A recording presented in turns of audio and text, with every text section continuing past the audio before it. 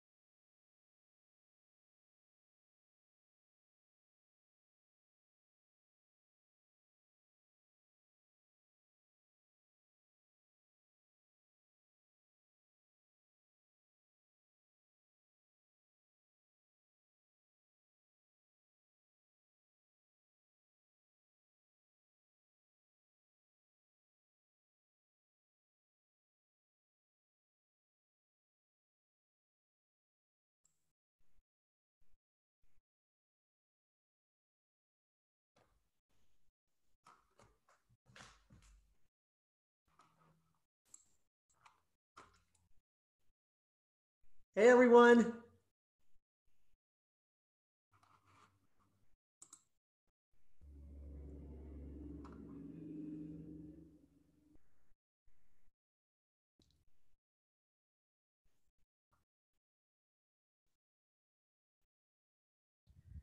You can share your screen whenever you're ready, Anne, and we can get started. All right, terrific. Hey everyone. Oops, hang on 1 second. Let's just do everything nice and easy, right?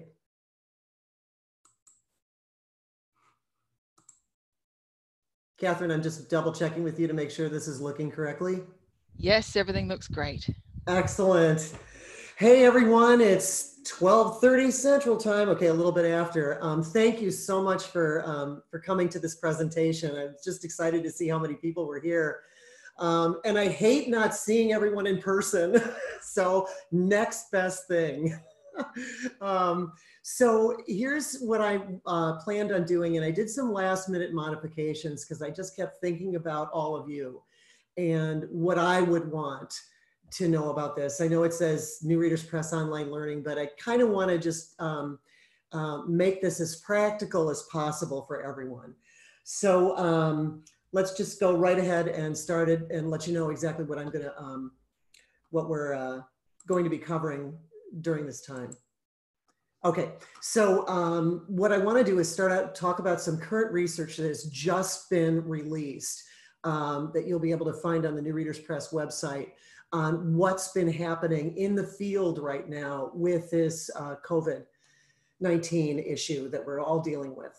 And so I wanted to share some of that information up front on this presentation. And then I want to go and talk a little bit about the New Readers Press online learning software program. Then I want to talk about Zoom, on what it is and how it works, which is going to be hilarious because some of you have already been doing it and some of you are a little bit nervous still about it.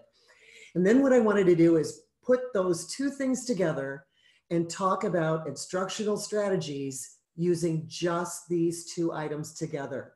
And then I'm going to follow it up with how you actually get started. But before we go on and start through the whole thing, I've actually got a couple of polls. So Catherine will go ahead and take these. We've just got two questions we're going to ask, some really basic ones. If you just want to go ahead and answer those questions.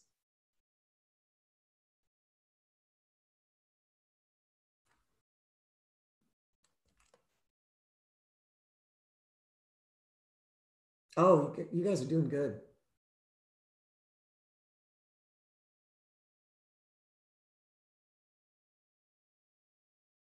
All right, we just have a few more people to vote if you can, if you see that popping up.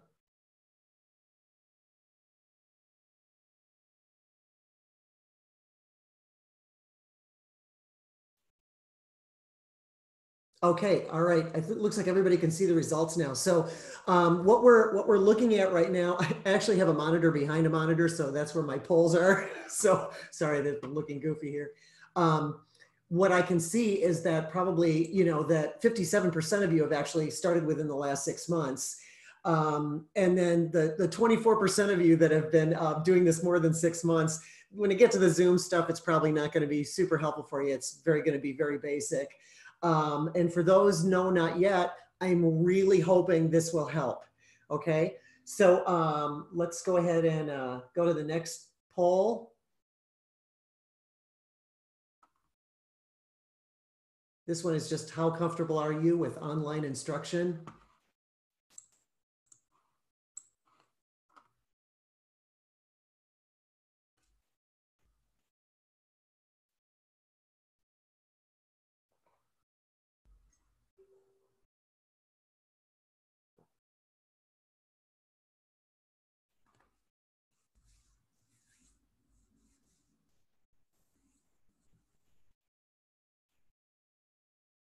All right, looks like we're pretty close. Good enough. All right. What's really nice is everybody's got the majority, 50% of you are pretty comfortable. And so 75% are pretty or very comfortable with this. Not so uncomfortable, very uncomfortable. I've never done it. I'm hoping this will help.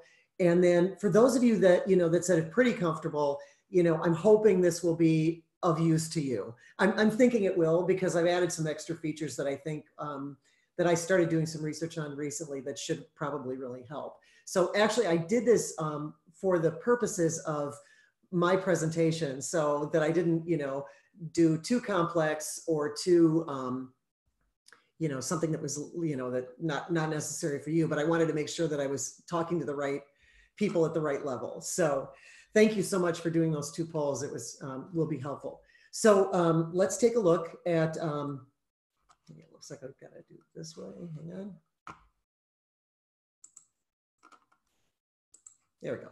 Okay, so let's get started on some of the current research that I did. I don't know, for those of you that are members of ProLiteracy, you may have received this information from them recently, like within the last week or so.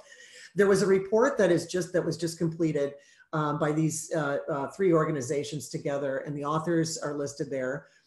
This is the rapid response report from the field. What was really great about this, at first I thought, oh, it's, we're getting lots and lots of emails, a lot of things. And then I just thought, I started reading and I went, holy cow, this is awesome. So this report was based on research that was done from May 23rd through June 5th. And it was 49 interviews with state directors, program directors, managers, and coordinators. And then there was a survey that was sent out, of which 773 teachers, tutors, and program administrators responded to. So basically what it came down to, it was asking all the kinds of questions about, what are you doing with COVID-19? How is it affecting your instruction? What are you doing going forward? What's helpful? What is not helpful? And, the kinds of things that you're doing. So the survey results basically talked about, really came down to, is almost 97% of the programs that responded went to some kind of online instruction. And of those, 70% had previously not taught online. And then of the entire list of people that were there, 28 responded, said that they stopped instruction completely. So that was kind of sad to hear. But what was interesting was the people that did actually started doing some online, most of them were actually, in fact, doing a combination of using both digital and non-digital resources. And then as far as the difference between adult ed learners and ELL learners, there was a slightly more emphasis on online instruction for the ABE students as opposed to the ELL students. So I thought that was actually kind of actually really interesting in that process. So I'm reading the report, and the thing that pops out, because this has been popping out in everything that I'm reading now, is this concept of synchronous and asynchronous instruction. And because it sort of works in tandem with what I'm talking about today, I wanted to just lay it out, make it nice and clear what the differences is between synchronous versus asynchronous instruction. One second. Okay, so if you are doing synchronous instruction, that's almost as if, I would say almost what we're doing right now, because you are all sitting at your homes and you are watching me do a lecture or a presentation, and we're doing this in real time. So when you get on Zoom or Google Classrooms or one of the different services that allows you to, in real time, talk and see and interact with your students on real time, that is synchronous instruction. So that's going to include everything, including, this kind of thing, video like Zoom, anything that's like a chat-based online discussion board, or some kind of live lecture. So asynchronous instruction is the students using the same materials, but doing it at different times and locations. So this is like any kind of software program that you're using for a student, and they can work on it on their own time.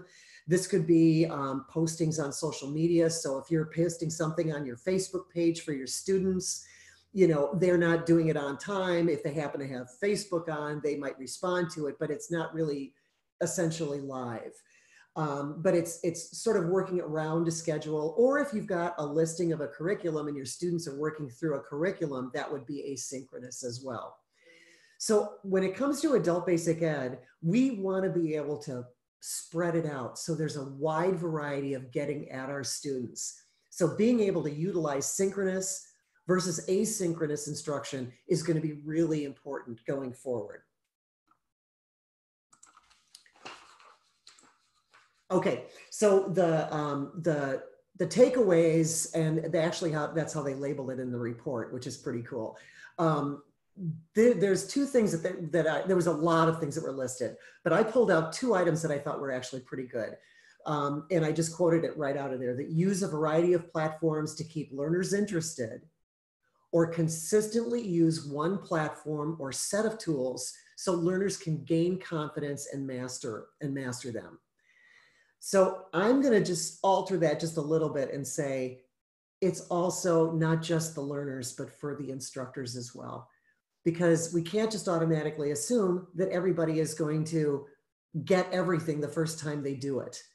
So this is why I think it's really actually pretty important that we understand that, you know, it is students, but it's also us as instructors. We have to be able to feel comfortable about what it is we're doing. Also, I'm just going to point this out. Throughout this PowerPoint, you're going to see there's going to be links and different resources and to-do things. You will have access to this webinar afterwards, and you'll be able to, you know, locate all of that information from this PowerPoint. So that reading the full report here at the bottom of this page will give you the link to the webinar at ProLiteracy to download this report, but also other information as well.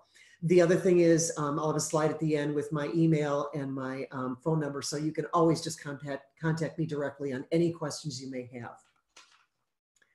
Okay, so so let's just go right ahead then and look at New Readers Press online learning. So this would be the first half of the product that you play around with. So this could be your asynchronous instructional process, and it can also be synchronous, and we can talk about that. We will talk about that later on. So New Readers Press online learning has currently 3 courses: the pre-HSE course, the GED course, and the HiSET course. And then going forward, I'm not sure on a timeline on this, but I'm thinking it's probably going to be around the beginning or middle of 2021, is the TABE 11 and 12 prep course that will be coming out.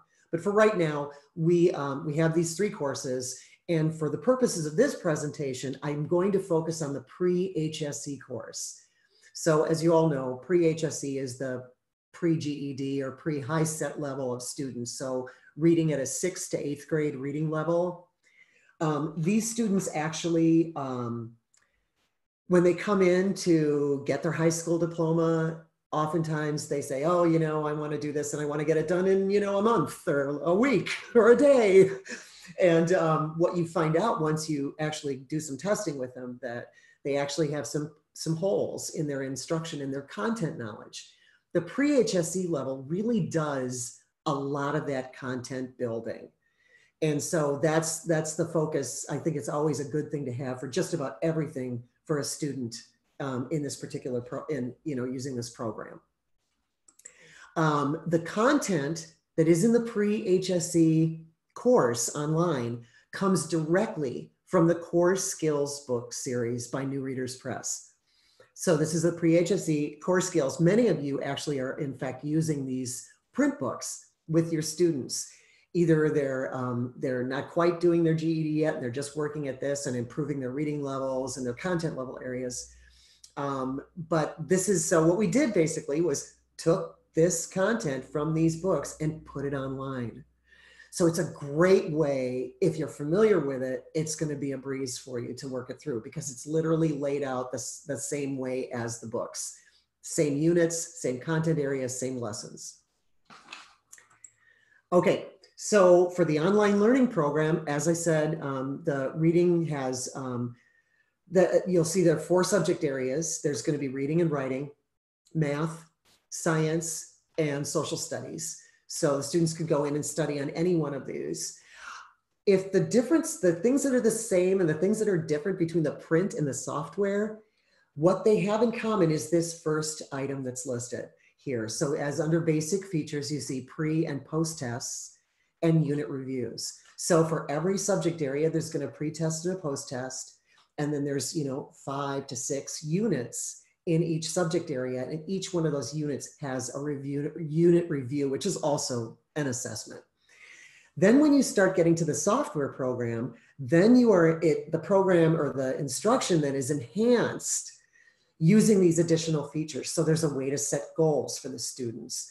The instruction of it is personalized based on that individual student, on what they're trying to do and when they want to get it done within their time period. There's also a wonderful feature that I'm going to talk about more when we get closer to it, having to do with confidence levels on how well you as a student feel. How comfortable are you with what you just read on the screen or the page that you studied in the book? And then there's also, of course, flashcards and guided practice. The flashcards will focus on the vocabulary and building that content, and guided practice, which is additional practice throughout the program. And then, of course, every good online program should have some fun. So you'll find that there are actually some games in here. They're vocabulary games, but they're games.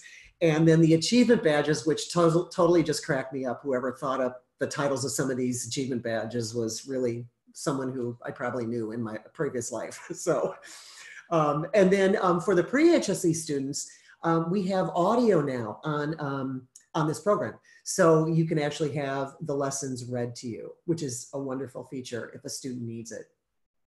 Most of these programs all have learning management systems. This one does as well, which basically means there's two pieces. There's the learning management system that the instructors and administrators go into to set up your classes, put in your students, add in teachers, all that, and look at reports. And this one has that as well. And then finally, it really is good for all devices that are in the program. So any kind of device that you're using. So if you're using anything that there is, it works. And it also is available 24/7. And there is an app for a smartphone, which is a huge thing for many folks. So we'll talk about how you can get at that as well. And I think I just talked about that. There you go. Okay, so we just did that. We'll do it again. We don't need to. But what's kind of cool about this is that you can use the app on any one of these devices, or a student can simply just open up like Google Chrome or any kind of browser and then work on the program that way as well, which is really actually very, very helpful. So there's a couple of different options. On using New Readers Press Online Learning, again, it can be asynchronous so that you work on the program, the students can work on it on their own. It can be synchronous in that if you are doing a Zoom meeting or similar, and you can share your screen, you can pull up the program and you can actually focus in on a particular part of the program. You can do a walkthrough of different things. You can do any kind of thing you want because you can share your screen and what's available in the program. And then, of course, it does the basic things that you really kind of need out of an online program when students are working away from you, which is you want to be able to track their activity. You want to know how much they've worked on different things and how well they're doing them. It sets goals for the students on when you want to get things done. It's the model for this program is actually concurrent seats, which is the parking lot method. We can talk about that later. But it's makes it more affordable for students, for programs when they're rolling something out like this. It is affordable. It's New Readers Press. So we try and, as a nonprofit, we try and keep the prices down. And implementation of the program is super simple. I usually offer everybody that buys it a walkthrough with you to get you set up. So that makes it nice and easy. So let's take a closer look at the software program itself. And now I'm going to do this really smart. I decided I was going to do screenshots instead of going to the live program because there's a delay built in through Zoom. And it sounds like it might be a Zoom through a Zoom, and that might be really delayed. So I thought screenshots might be better. So let's take a peek and see how that works.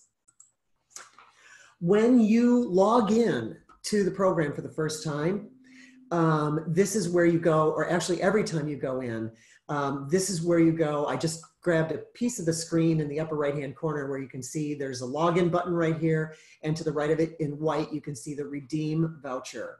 And then the website I just put at the bottom of the screen right there, which is of course onlinelearning.newreaderspress.com. You can also locate this directly through the website by going through digital solutions. It says login and then redeem vouchers. The reason why it says redeem vouchers here is because we are offering a 1-month trial for the student experience. And when you register for that, they're gonna send you a voucher number. And when you get the voucher number back, you just click on redeem voucher and then put that information in there. Otherwise, everybody logs in the blue login button by just clicking on the button to put in your credentials. So let's take a peek then at the online learning program from the student's perspective. So we can see what it is for the student, what they experience. So for every course, there are subjects. So in the pre-HSC course, there's the 4 subjects of math, reading, writing, science, and social studies. And then within every one of these subject areas, there is an introductory course. And what that is basically, welcome to New Readers Press Online Learning. This is how this works. And it functions just like every other lesson in the entire program. So every time you the first time you go to math, you'll see that introductory course, and it's going to walk through and say, this is how you click to do here. This is where you find your course. This is where you do your lessons. You can just follow it all the way through, how to do badges, what games are like. So it goes through and gives you a complete explanation of how it works. It's also formulated and set up in such a way that the student can sign in and just simply follow the prompts through the program, which would be almost identical to just going through the print book. So you would start out, this is how it works. Then it will give you a pretest. And that's the third part here that's listed, the diagnostic pretest in all subjects. So give you a diagnostic test. And then from there, it goes into Unit 1, Lesson 1 of whatever subject book you are in. Each time you do this, though, it'll also record how you're doing and it'll give you feedback along the way, which is very helpful. Let's keep going. And like I said, this is a structured study plan. It's designed to go this way. However, the student doesn't have to. They can pop around in the program. Let's say they're tired of working on a lesson and they want to go work on a game, or they want to do extra, questions, multiple choice questions, or they just want to work on vocabulary for a while in the flashcards. They can stop and do that at any time. And as instructors, you actually have the ability to assign activities to the students. So let's say you've got a class that's coming up and you're working on science with them, and you want, one student or the whole class to go through, let's say, Unit 3, Lesson 2. And you could go in and actually assign that, and that every single person that it's assigned to will have a note for them saying, this is where you should start. So it's really actually a helpful thing. There's all kinds of flexibility built in here. Every unit, just like the book, it has the introduction and it tells you what the objectives are right away. And once you're done with taking the lesson that follows, then you go to vocabulary flashcards and then skill practice, which is more questions, which of course you always are getting feedback, and it follows with a unit review. Once that's done, then you go right back to the next unit. So from Unit 1 to Unit 2. So you work your way all the way through. Okay, so for the student program, this is the part that's actually kind of fun. If you look to the left-hand side where you see the big 75 that's listed right here, this is how we set the goals for the students. Actually, it's not we, it's you, or it's the student. So it's kind of neat. There's a drop-down menu, and you can say to yourself, or the student can say to themselves, when do I want to get this particular course done? So let's say I want to get it done in 3 months. And so you go in and select the date you want. Once you select the date you want, It then calculates all the data and information and work that's in that particular course and breaks it down to a daily to-do. So if you look at the orange bar to the right of the 75 where it says today's knowledge goal, that actually is going to tell you how much time or points you have to get done in a day, roughly a knowledge goal. It varies clearly from student to student, but it's roughly about a minute to 2 minutes. And then to the right of that, you can see how far you are along the course progress to complete the actual course itself. And you can see where we are by seeing that if you look above where it says welcome to pre-HSE social studies in the blue bar, you can see the pre-HSE social studies and then an arrow pointing down. That tells me that I'm in the pre-HSE social studies course. That's what I'm working on right now. I think I got some little arrows in here. There we go. Let's repoint things out. Okay, that's the other thing I wanted to point out too. This blue bar that you see in the center where it says pre-HSE social studies pretest, and then you see the lighter blue button that says next. This is if you're following through the program step at a time, where you're just going through piece by piece as if you're working from the front of the book to the back of the book. So what it's telling me right now is that I must have just finished the introductory course so that I know how everything works and where to click and what to do. If I click on next, it's going to tell me the next thing that's going to open up. And in this case, it's the pre-HSE social studies pretest. So I can just click on that button and go. And I can just keep doing that and working through as much as I want along the way.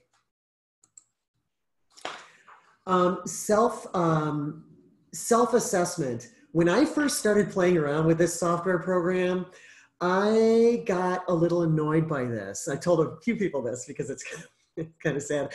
I actually complained to my husband about it, who used to be in IT and used to be in educational technology. And I said, this is driving me crazy because I'm just trying to click through and do things. Well, we don't want our students to do that, right? We want them to read things. So in this program, every time you read a page, in order to go on to the next page, you have to rate your confidence about how you feel about what you just read, okay? So you can see here, there's 3 levels that are listed here, high, medium, and low.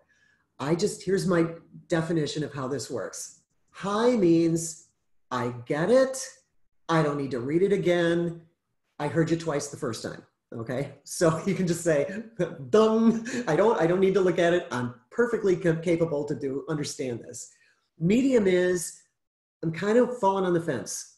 There's some things that maybe I don't understand. There's some things I understand pretty well, but I'm just not sure. So I'm just going to call it medium. And then you click low if you go, I really don't get this. I need to review this later. I don't want to spend time right now, but I need to look at it further so I understand it. Also because I'm going to have questions about it. Either one, no matter what it is, you have to select one of them, then click on continue. Once you click on continue, then you can move on to the next page. So that's always really important. Every time you do a particular area, you can see this next part here. Where down below where it says Unit 1, Lesson 1, and you see the graph, the pie chart. Every time you do something, it actually will give you some feedback and tell you how well you did in particular areas. Now, because this isn't live, you can't see this, but if I hover over the green part of the pie, it's actually going to give me a percentage as well. So not only are you looking at the pie, but you'll see a percentage of, oh, I got, 80% correct on this and 20% on the others, or however the breakdown is. So you can see things in a variety of different ways so people can understand. Also, as you can see in that little snip that's down there, right below it, it actually is telling you, you just finished the flashcards and now here's the next button. If I just need to go on to the next thing, I simply click on the blue button to go to the next page. Oh, all those arrows. Okay, hold on one second. Let's go to question types. Well, this is really quick, or this is the different parts that the student can work on. So when you first log in and you're in the student program, you're going to see this menu on the left-hand side. If they don't want to follow the blue buttons, the light blue buttons that pop up that say just do the next thing since you're in this program, they can do a variety of different things. So for example, they can click on the course button and maybe they want to work on something completely different. Like maybe they don't want to work in social studies, they don't want to work in geography, but they want to work in US history and civics. So they can actually click on course and go to that particular area to see what everything is. And also gives you an eyeball of where you've done, what you've done so far. And then of course, if they wanted to do games, discussions, actually we'll talk about that a little bit later. Or they click on the lessons, the flashcards, or the practice questions. Any one of those will tell you, you can review on any one of these things. So they can move around anywhere they want. So I like the control of a student being able to, work around how they feel, what they really want to work on at the time, and still managing to work towards a goal of, getting the course done and moving up to the GED or HiSET level. Okay. There are different kinds of questions. We really built in the same kinds of questions that you would have in the GED test and the HiSET test. So you can see everything that's there from multiple choice all the way down to drag and drop and hotspot. And when you answer questions, now when you're taking a pretest, it doesn't do this because you don't want them to do it at that point.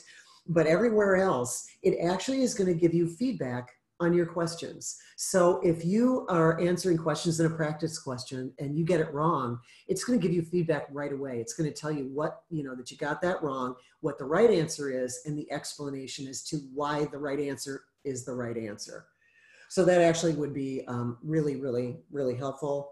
The immediate feedback is huge, and then you get the feedback on test questions when you're done. So, you don't need to worry about, you'll eventually get it, and it's probably better anyway that you get it at the end of the test.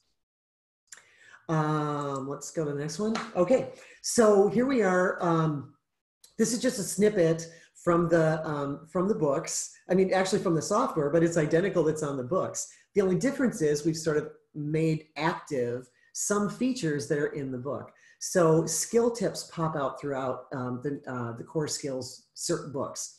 And they actually give you some more detailed information about something or something that would actually improve your process and your understanding of what the content is.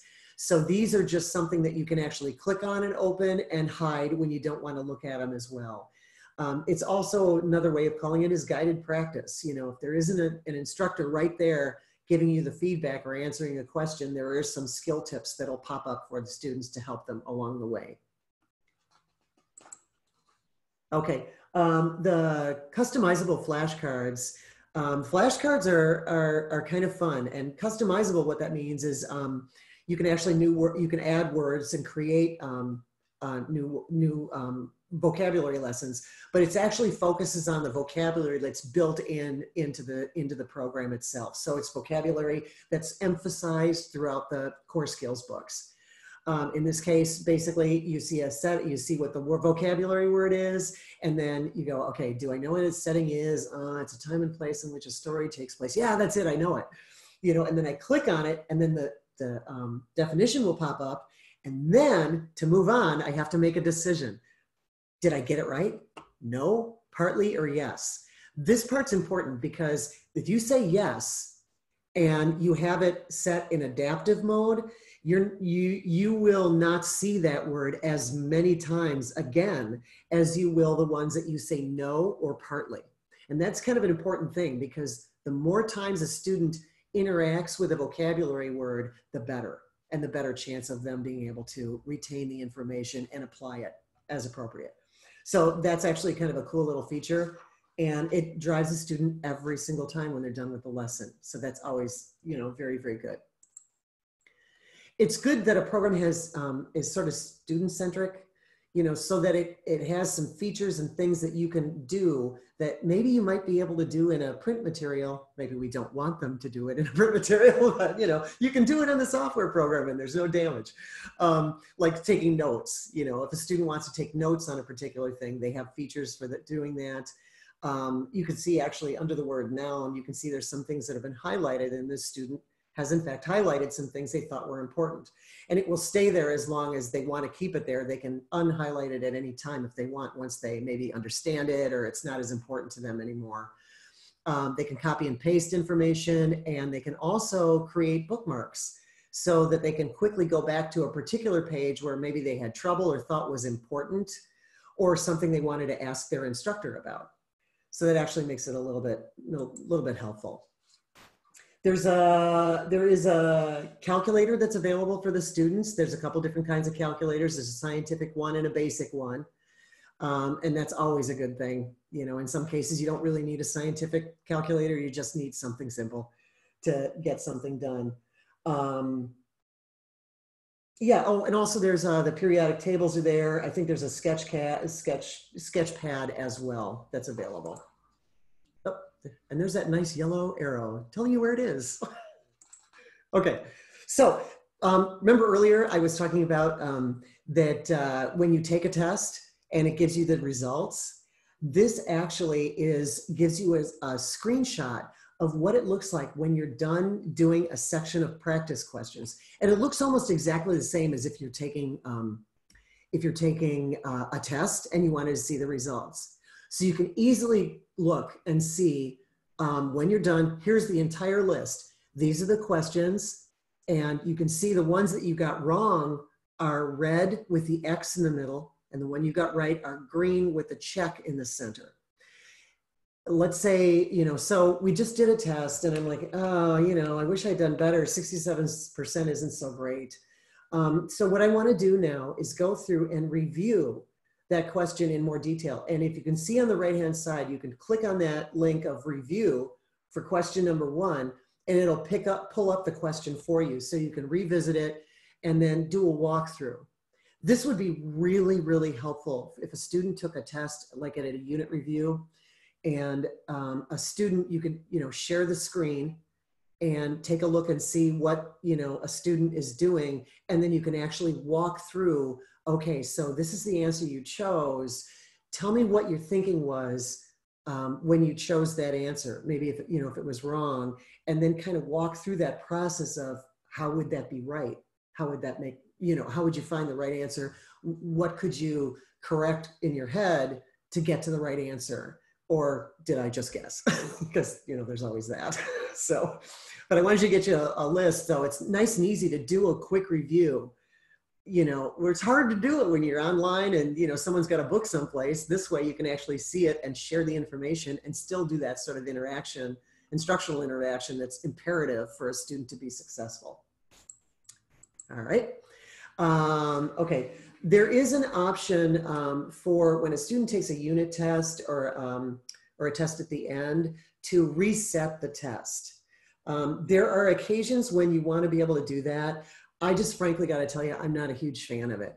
I don't think it's very effective instruction. And I say that because, once a student takes a test and gets a particular score, and then goes through and reviews all the questions and then completes it and then resets the test and take the test again, they most likely will improve, but it's not really, it's not really valid as an assessment tool because, they've gone through all the questions in the end, they know all the answers, most of the answers, hopefully. So, I mean, but if there are occasions when maybe a student may have just started taking a test and something happened and they couldn't finish and they didn't even get anywhere near finishing, you might want to reset the test and just say, start from the beginning and do it again.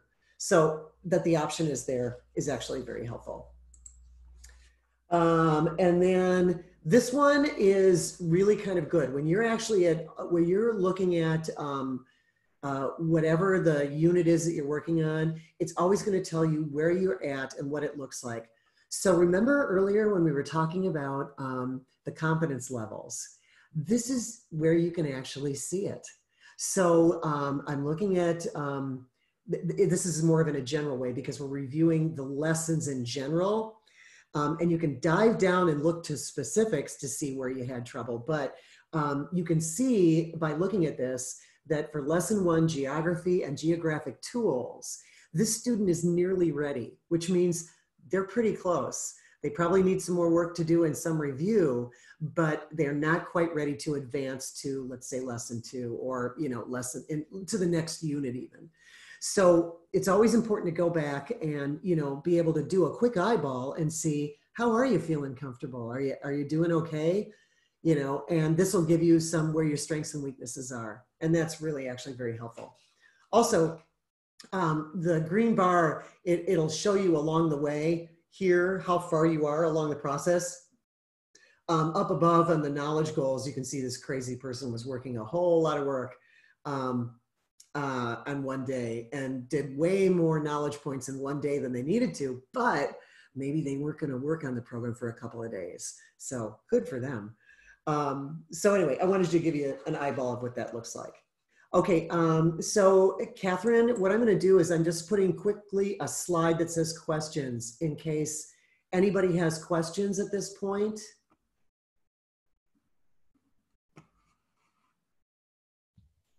And we can use the chat for those, or if you want to use the hand raise function, Anne, I can monitor that. So you just let me know. Okay, let's see. I'm checking to see if anybody has any, do we know if we have any questions yet? Yeah, there's one in the chat just now. Is the cost per student or per site? It is actually concurrent site licenses. So I can actually explain how that is. You think in terms of a parking lot. So what you want to think in your head is how many students would be on the program at any given time. So let's say you have 100 students in your program. And let's say there's a parking lot with 100, it has 100 spots in it. If you bought 100 seats, all 100 students could be on the program at any time, no problem. But if the 101st person tries to sign on to the program and all 100 students are already on it, then that 101st person will not be able to sign in until somebody logs off. So the upside of that is, it's unusual that everybody in your program would be on the program at any given time. So oftentimes, depends on what your environment is like. Now it's a little bit more difficult because a lot of people are online a lot. But so you have to kind of do that estimate on how many people would be on it. So if you have 100 students, it's highly unlikely you would need 100 seats. You would probably need, depending on your activity, maybe 50 seats. If you have 50 students in your program, you might only need the minimum, which would be 10. So it's pretty affordable that way. And it's for a program. So, if you have multiple sites, it doesn't matter. It's assigned to a particular program. So whether it's a, community and tech college, or if it's just a community-based organization, it's all your students associated with you. Anything else right now? That is currently the only question in the chat. You must be explaining everything wonderfully. Oh, hang on. How long is a seat good? Oh, 1 year. Good question. However, I'm going to say that. I'm saying that though, but here's the deal. When we get down to the end, I'm going to talk about there's a 3-month pilot and it's free. So that's what I want you all do, because how free is good, right? So technically, when you first start, the first time when you start, if you did the pilot and then you bought the program after that, you'd actually have 15 months.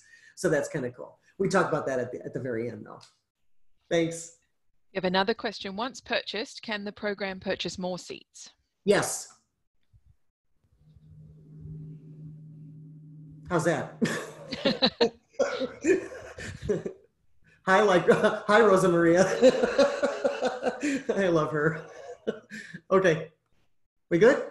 Okay, because that'll be we'll talk a little bit more at the end. Looks like we're good. All right, let's keep cranking. Okay, so let's take a peek at what the teachers look like. Not what the teachers look like, what the teachers see. That might make more sense. Okay, let's go here. All right, so all these programs sometimes are really complex, sometimes they're really simple. I look at it this way. There's 3 levels of instruction. They're not levels of importance, they're levels of different things you do.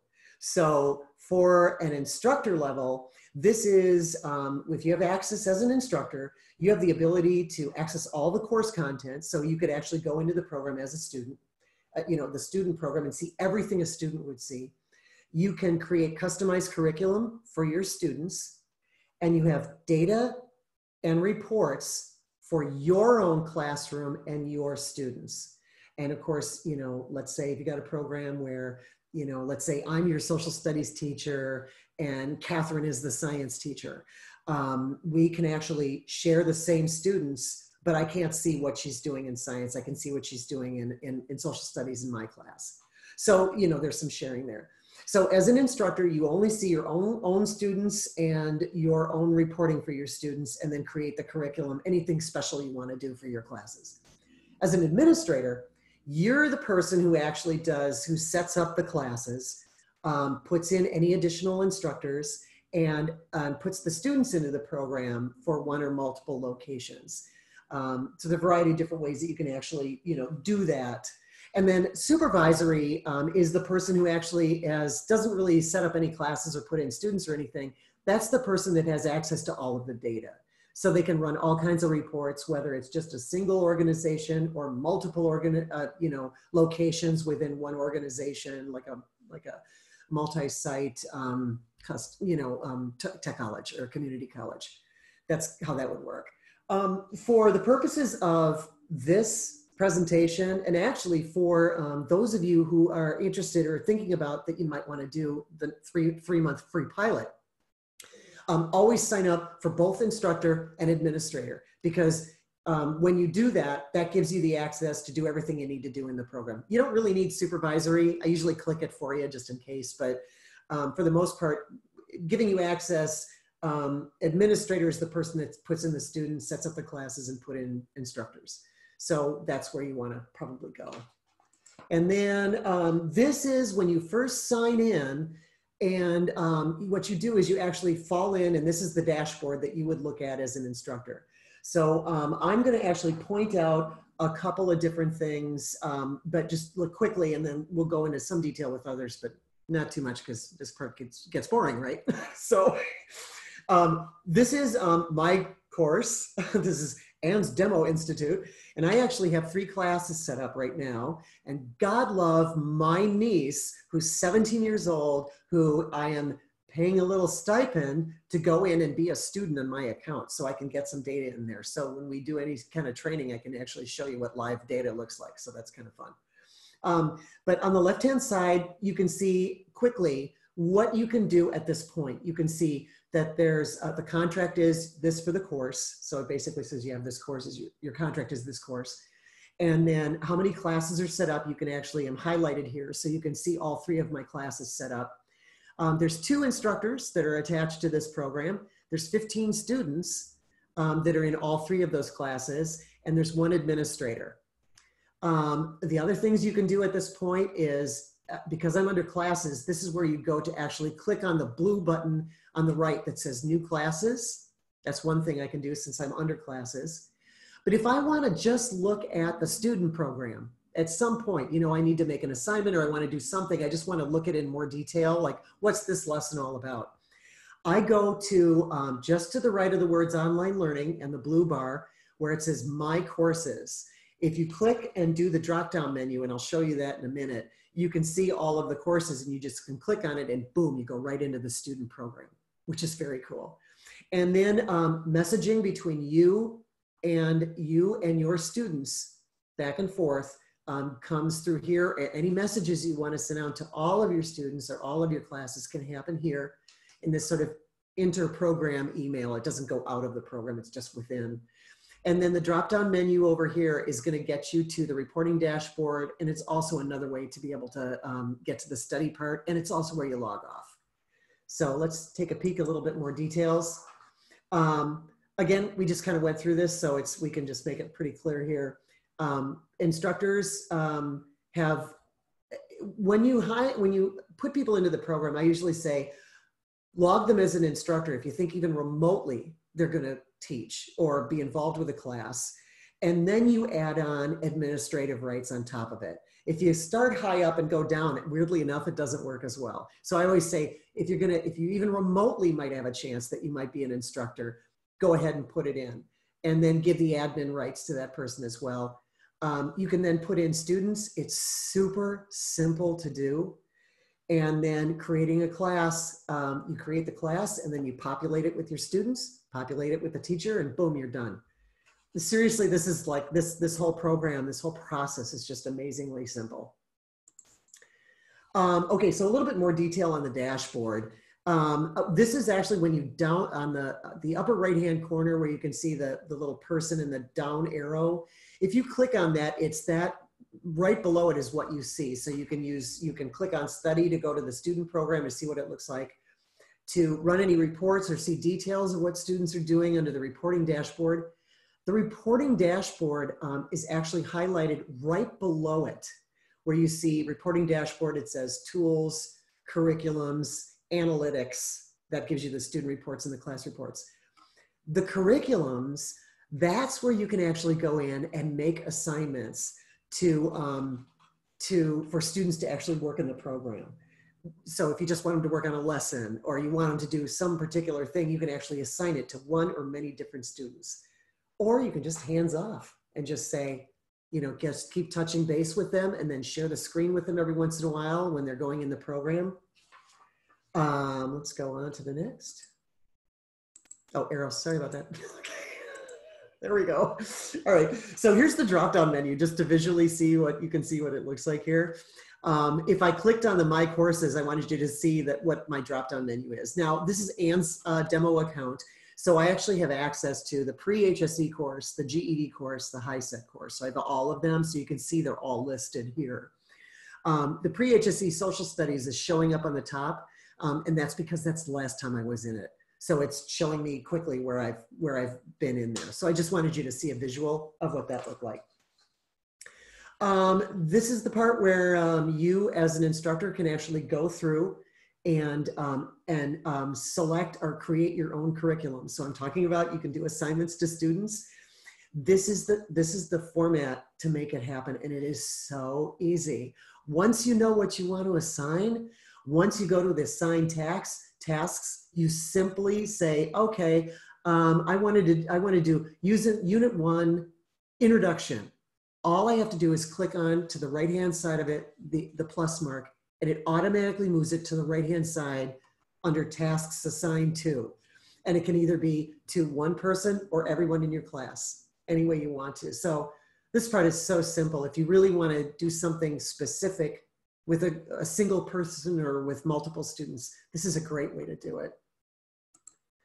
And then easy onboarding, meaning setting up the program. The input of, you put in the instructors, if you have any more. If it's just you and you want to do it with your group of students, then it's super easy because when we set you up, you are the instructor and administrator. So you're already good to go. You would just be putting in students into the program and then setting up your class. For larger organizations, we do have the ability to upload from a CSV file into the program. So if you've got, 150 or 500 students you want to get into the program, you can just upload that into the CSV file. It doesn't ask for a lot of information. Technically, it does not require, it doesn't require an email address, but it is helpful if they're using an email address, if you're communicating them that way, if that can be their initial login. That makes it a little bit easier. And then passwords you can assign or auto assign, and they can change it if they want. You can still see their data. And then user guides are available in the bottom part right-hand corner of the program when you're in it. They're also on the New Readers Press website under the product. So it's pretty easy. And then customer service is available, but you know what? I'm just going to tell you this now. If you really run into a trouble someplace, please send me an email or call me. Okay, I'll help, I promise. Plus, every time everybody asks a question, then I can really understand, I can totally, I learn more. So it's always good that way. Okay, next page, let's see. So I talked about this a little bit earlier. There is an app that you can download for smartphones. I'm also going to tell you a really cool trick about this. Well, first let me explain how this is. There's two different kinds of devices here. There's it's some kind of iPhone or it's an Android. So if you are going to the App Store and it's an iPhone product, you have to type in adult learning and test prep. And then you see the icon of New Readers Press with the open book. If it's Google Play, I apologize in advance. You literally have to type in ProLiteracy, adult learning, and test prep. But if you do that, it will pop up immediately, okay? And then you just simply download it to the program. Okay, so for those of you that know me, you know I'm all about trying to find quick tricks on how to do things faster or working around a system a little bit. I may be known for that. So here's what I'm going to tell you. If a student has a smartphone and can access the internet enough to open up the app and get it going, or open up the app. Actually, I don't even think you need internet. Once you have the app downloaded, you open up the app and start working on it. The student can actually, in fact, go to their settings and work on airplane mode. That will be offline, which means they don't need internet access when they're working on the program. Having said that though, at some point, once they're done working in the program, they're going to need to access the internet so they can sync up to the server where your data is then transferred up to the program. Without that, the teachers won't be able to know that they've done any work. So it's really important that if you can work on airplane mode, which is very cool. Also, in case you bought licenses for the software program and there's a student that can't get on, is waiting because all seats are filled, airplane mode on your smartphone. Okay, now, and then one final thing is the majority of the features work on the app, but not all of them do. So some of the tools like the calculator and the highlighting and stuff doesn't work on the smartphone.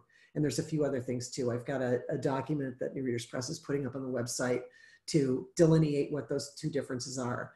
But for the most part, I'm thinking that's a really cool deal if you can work on airplane mode and do it that way.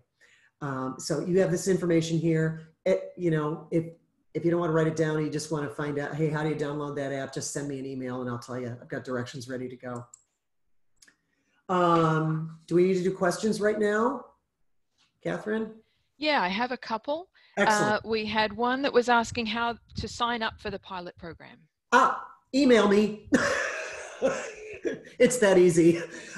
So for those of you that are seriously thinking about the pilot, I have all the directions at the very end at the slide. But just so you know, I'm going to need a couple pieces of information. So to sign up for the pilot, for the 3-month free pilot, the basic information, your name, your program, and I do need to have a rough estimate about how many students you think might use the program.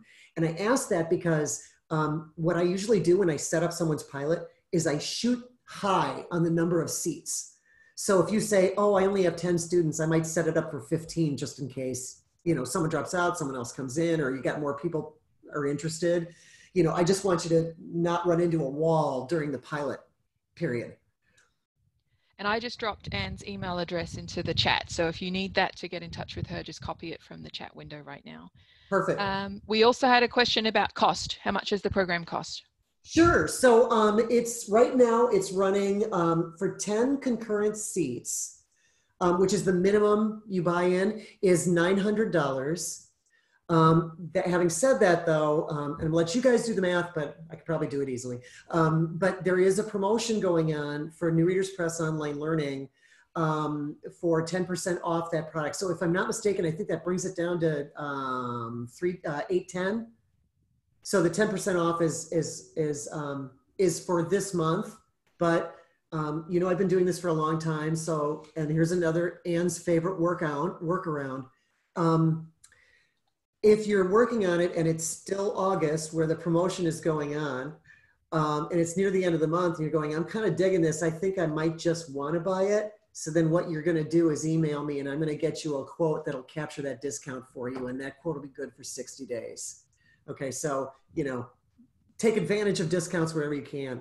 The other thing I wanted to suggest is that for those of you that are members of ProLiteracy, you will automatically get a discount for this product. You don't get an additional one. You just get the promotion for that. And I think someone's raising your hand.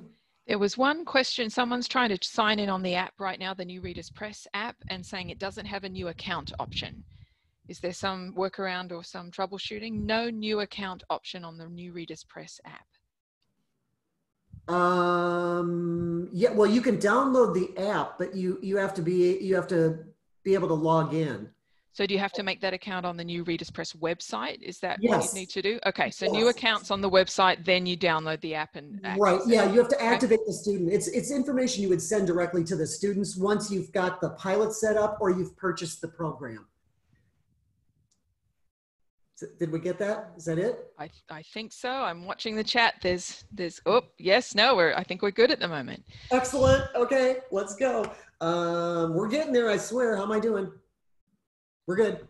Yes. Oh, and one question just came in now. If we participate in the pilot, do we have to commit to purchasing seats? Heck no. No. You know, here's the thing that I really like about this. You know, you may want to try it and go, this is just not for me. And so, no, not at all. And I think that's part of the reason why I really like pilots, because that really gives you to just, you know, practice, practice, practice. Do I like it? The students like it? You know, that should really actually be, you know, be somewhat helpful. So no, you don't have to, it's not a requirement. Okay, so I'm gonna run through and do some really basic stuff on Zoom. Because I know it sounds silly, but I've sat through so many webinars where there's always this assumption that something is, that people aren't automatically understand everything. So just so you all know, oops, hold on one second, I got something going on here. Okay, hang on one second. We're gonna do more questions at the end. I wanna open it up for anybody who wants to say anything, okay? So just so you know. Using Zoom, the thing that is really nice about Zoom is that it is a really simplified video conferencing device that goes across, you know, all devices. It's easy to set up, it's easy to run, it has good security settings. Okay, there were some problems, but now they've got them down, so that's good. But it really is simple. And in my history of being a sales rep for, I don't know how many, 25 plus years, I've done a lot of webinar products, and this one is clearly by far the simplest one I've worked with. Now, what we are doing right now is a Zoom webinar. So there's Zoom meeting and Zoom webinar. Zoom webinar pulls everybody into the program and they're automatically muted. And it's designed for this sort of presentation format. Zoom meeting is what we all want to do for instruction, because that's the interactive part between you and a student or you and a group of students. So, you know, for those of you that already know, it's zoom.us. Just go to the website, and seriously, that orange button that says sign up, sign up, it's free. That's all you have to do. Just walk through it and they'll download. You have to get permission for the download, and you can have the app for you ready to go. When you sign in and you have the app on, and I actually have the app on the bottom of my, my laptop as an icon. So I just click on that whenever I want to open up a meeting. And I just want to tell you, and this is what I see, and I can join a meeting clicking here. I can schedule a meeting, which is almost what I always do. If I want to do a new meeting, I click here, and this will instantly open up a meeting. And then you can then copy and paste that meeting information to somebody that you're working with, whether you text someone or you email your customer or your person, to student, I mean, and then they can just click on it and join the meeting because they'll have the information for it.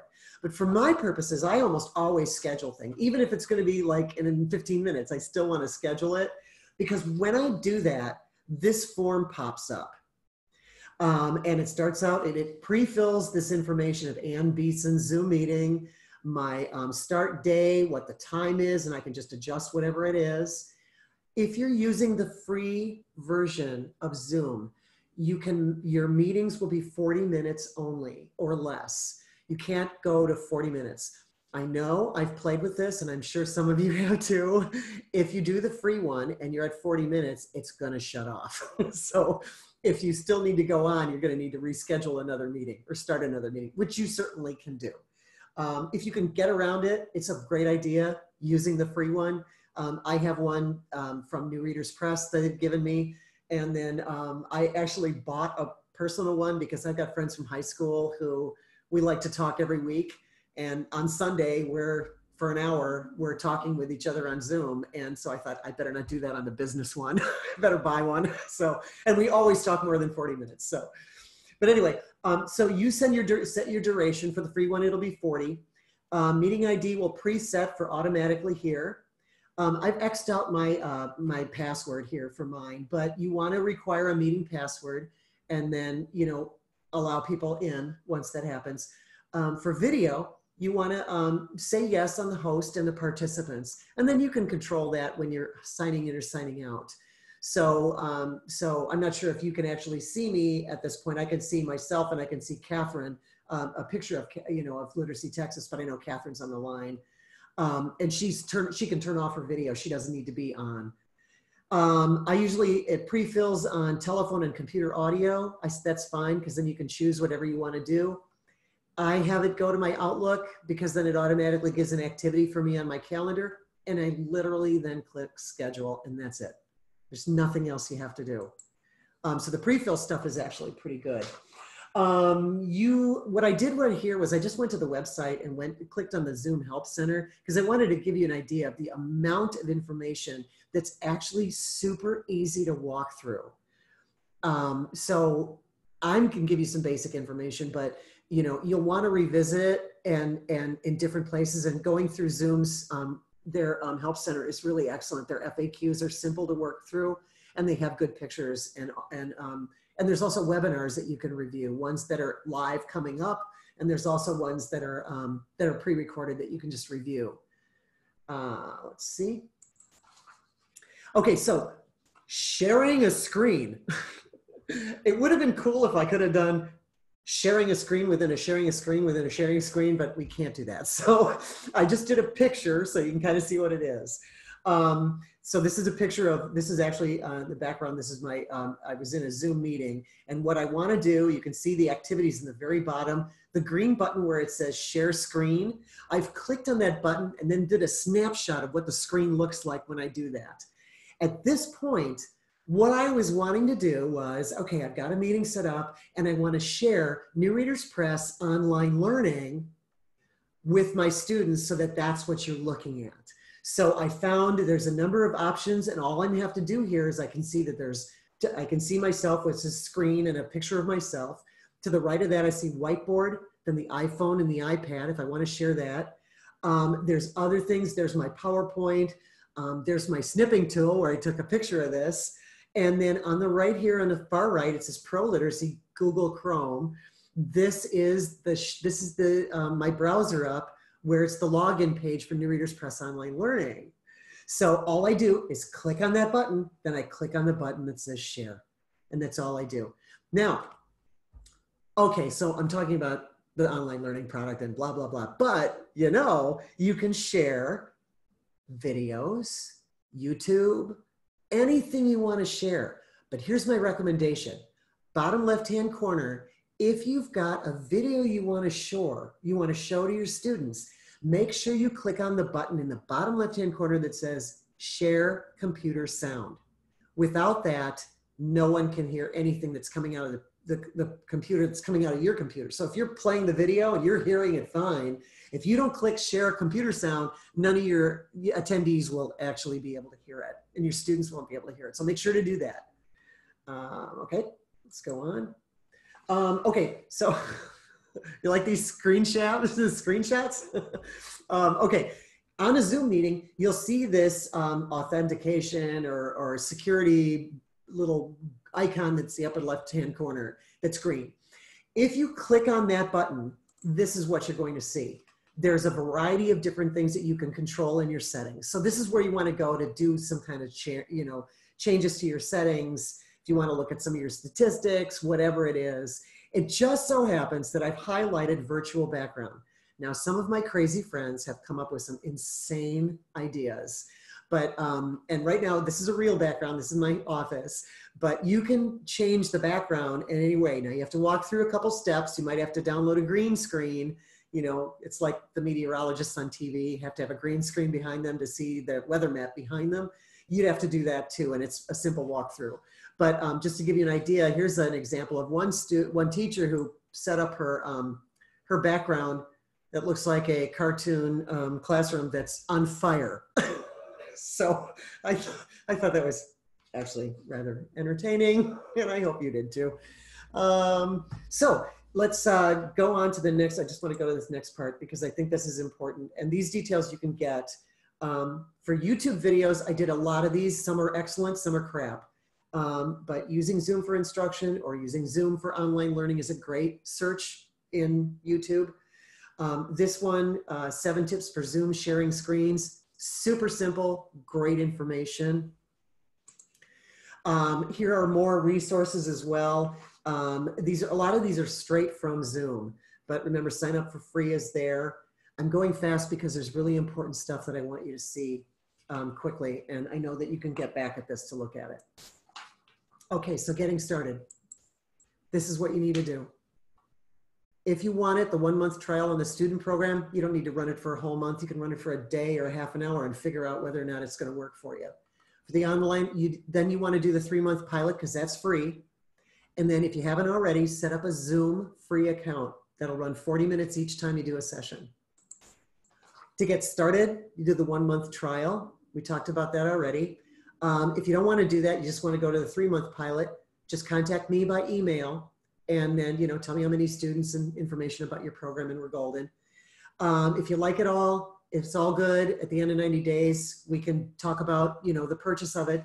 Or as a ProLiteracy member, you can apply for the Mobile Learning Fund. And if you're a member, you know about that already. It's open all the time. So you got all that information. What do you have to do? If you got the trial, you run through the student program. If you start up the pilot, you set up your students in classes, and then you send the information to your students so they can get started. For Zoom, seriously, practice meeting. Do it with a friend or a colleague and play around with it a little bit. Then do it one-on-one with a student, and then do the class. And then start doing however it is you want to do it. Okay, so I'm going to go past this. Okay, enhanced reading. I'm kind of watching timing, and I want to be careful here. I'm going to skip this because this is important. Keep it simple. Organize your stuff ahead of time. Make sure your students are organized. Make sure you humanize yourself. So they know that, you know, you're a real person. We all have problems and issues. You know, change your tone, you know, move in and out a little bit. Keep regular communication with your students. And if you can do office hours, that would be outstanding. Whatever you do, this is where social emotional learning is good. So always make sure you start out with, are you safe? Are you healthy? Are you okay? You know, start working, making sure you do your connections. If you do a lesson plan and you're going to do it online, what I would do is make sure you review that in advance. And once you've done that, cut it in half. And that's your lesson plan. You just really got to kind of make it really, you know, make it simple for you and for everyone else. And then the final thing I would say is, you know what? Be thankful that we are all here. And there's something every day that you can be grateful and thankful for. And I think that and I've started doing this now, every single day I'm writing down 3 things that I'm grateful for. Because with so much chaos in the world, I need to make sure my perspective is positive all the time, because that is reflecting out into the world. So every time you can, you know, really just spread some joy, some gratitude, understand everyone's having trouble and everyone's having problems, and we're all in it together. We're all, you know, taking care of each other. And I think I'm over, aren't I? Oh, here's the promo codes. So I think I'm running out of time. I'm pretty sure about that. I think I am. Yeah, So we'll need to wrap up pretty soon. yeah, it's going to happen like right But now. I've noted in the chat just that this session's been recorded, the slides are available. So any of those links you saw that seemed so exciting, they'll all be there on the Literacy Texas website shortly. I don't think they'll be there yet, but they'll be put up today or tomorrow. And Awesome. you all have Anne's email address. So okay, and then I have a virtual booth. If you go to the vendors and click on me, I literally have as soon as I close this, I'll be opening it up again for the rest of the day today, and then during the conference time tomorrow. I'm around all day. I'm like sitting here waiting for somebody to show up. yes, thank you for mentioning that. The vendors are all online this year, and of course it's not as chatty as it would be at a normal conference. So please go and visit Anne and then visit some other vendors and check out what they have for you. Awesome. Okay, I think that's it. I think we got, how about that? How's that for ending that? When the going gets tough, the tough keeps teaching online. Thank you so much, everyone. I really, really appreciate it. Thank you, everyone. We'll close this off. You've got 30 minutes until your next session. Thank you, Anne. You're wonderful as always. Thanks, Catherine. You're great. Thank you. Bye. Bye-bye.